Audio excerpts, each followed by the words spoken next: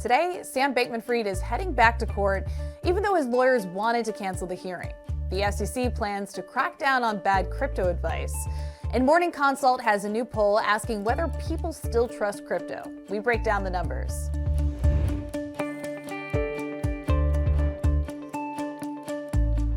Welcome to CNBC's Crypto World. I'm Mackenzie Sigalos. Crypto prices are in the red today. As of noon Eastern, Bitcoin dipped just below $23,000 one day after Bitcoin rose above that level, following Federal Reserve Chair Jay Powell's comments that inflation is coming down. Ether also dropped today, but still traded above the $1,600 mark. Solana fell less than 1%, trading around $23. Okay, let's talk about the top stories. Sam Bankman-Fried heads back to court tomorrow despite his lawyer's request to cancel the hearing. Now, the hearing was scheduled after prosecutors said the FTX founder sent an encrypted message on Signal last month to the general counsel of FTX US, asking to reconnect to see if there's a way to have a constructive relationship and, quote, vet things with each other. Prosecutors argued that SBF's message indicated that he might be trying to influence a witness who had incriminating evidence against him. Yesterday, the judge assigned to SBF's case rejected his lawyer's request that oral arguments about his bail be canceled, since they said attorneys on both sides came to an agreement on changes to SBF's bail package in order to prevent contact with witnesses. The judge declined to approve the new bail conditions that SBF's lawyers said prosecutors had agreed to, including the exemption of certain people from a proposed no-contact list and permission for the disgraced former crypto exec to make audio and video calls. Yesterday, lawyers for Bankman-Fried also appealed the judge's decision to make public the names of two people who signed his bond.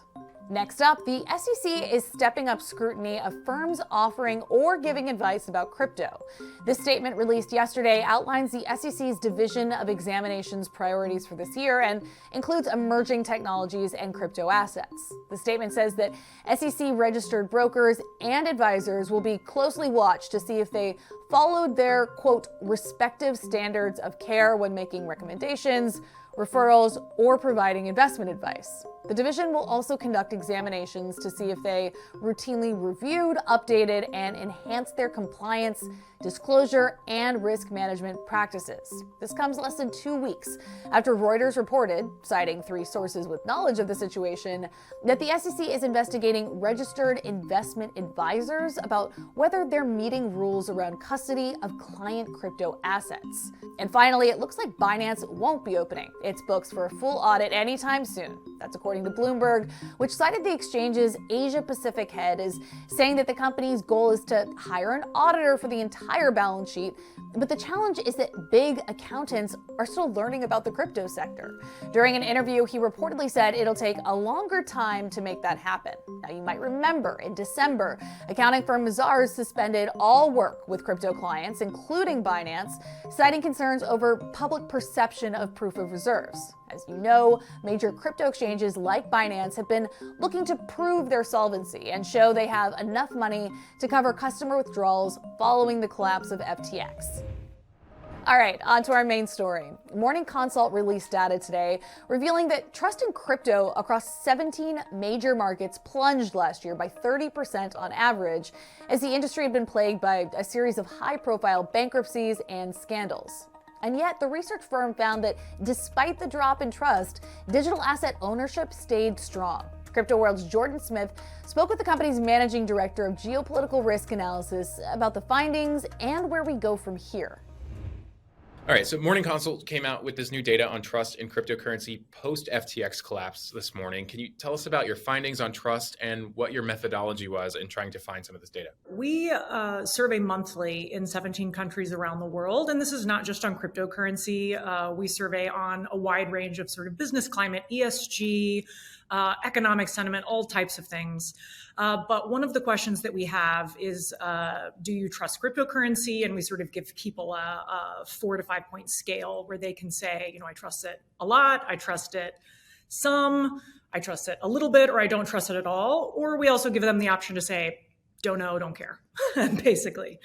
And so the good thing about tracking that over time is sometimes you have it be flat for a long time, and then you have interesting events like bankruptcies or things that hit the news, and then you see it move in really interesting ways. And so what we really saw with our trust in cryptocurrency data is last year, pretty much across markets, there was a cratering of trust in cryptocurrency. And I think this won't be a big surprise to people who've been following the industry. We really saw it start to slide after some of the big bankruptcies in like May. And then sort of in the late summer and fall, actually pre-FTX, we saw a huge drop off. And then, of course, post FTX, we saw a further drop off. So we're talking about net trust. So we do sort of the people who trust minus those who don't. And we went from somewhere around -8 to -38. So about 30 percentage points decline over the course of 2022. And that's just to give you a sense sort of relative to other data. That's really enormous. Yeah, that's what I was going to follow up on. I mean, when you're looking across 2022, because you track it monthly, are there particular events that seem to hurt trust the most? Is it those bankruptcies like we saw in May, June, and July, or with FTX in November? Or was there something specific that happened that you could point to in the data and say, this is what was really hurting trust among investors? It's interesting. We saw the biggest drop off in sort of fall, so September, October, which is kind of in between the main events, right? You had Terra Luna in May and then FTX in November. But what I think was happening is it's sort of the aggregate of all of these events, because if you were a crypto owner in 2022, it was one thing after another. And then, of course, you're also tracking the price, especially if you're more of a speculative investor. And we saw that in sort of late summer, really dropping and staying below price points that for some people are symbolic, like $20,000 per Bitcoin. And so I think, investors were just gradually becoming more and more convinced that just more bearish, just more convinced that perhaps prices weren't going to rebound, that there were going to be more events like these collapses in the future. And despite that bearishness, I think one data point that was interesting to me is that you say self-reported crypto retail investors are resilient, is the word that you use. What's driving that resilience, and how does that confidence in crypto differ from country to country? I'm glad that you pointed that out, because the main thrust of the piece that I wrote was, despite this cratering trust, we don't see cratering ownership. So what's really fascinating about that is, some places you did see declines. The US, you saw about a 5 percentage point decline. But in other countries, you actually saw completely stable, or even in some cases, increased use of cryptocurrency. And I think from our vantage point in a very developed economy with arguably the world's deepest financial system, it's really easy to say, cryptocurrency maybe doesn't have a use case beyond, speculation.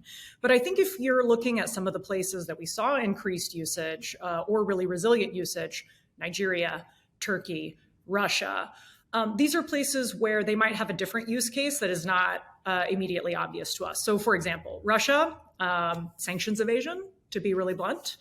In some of these other places, savings preservation. I also saw some research saying, inflation in the US has gone so far up, and yet we haven't seen, this link between high inflation and crypto. But it's really different to have 10% inflation and to have 60% inflation. So I think there might be some threshold at which people look at a volatile asset like Bitcoin and say, that's still looking pretty good compared to the Argentine peso. Maybe it is worth going into that asset a bit. Yeah, I think that's the perfect segue into regulation. So let's end by talking about that. I think the study also mentions how hard regulations could hit the industry in 2023, even if not particularly quickly. But what areas around the globe are you watching most for crypto rulemaking, and what rules do you expect the industry to get hit with the hardest?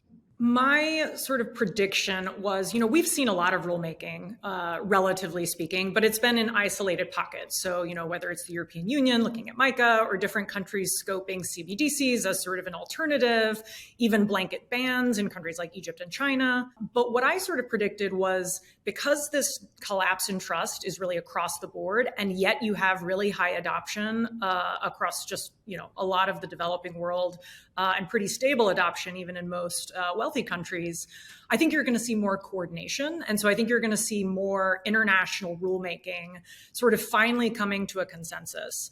And some sort of anecdotal evidence that lends credence to this is the departing head of the FSB specifically said, I think we're going to make some rules on crypto. I think there's, appetite.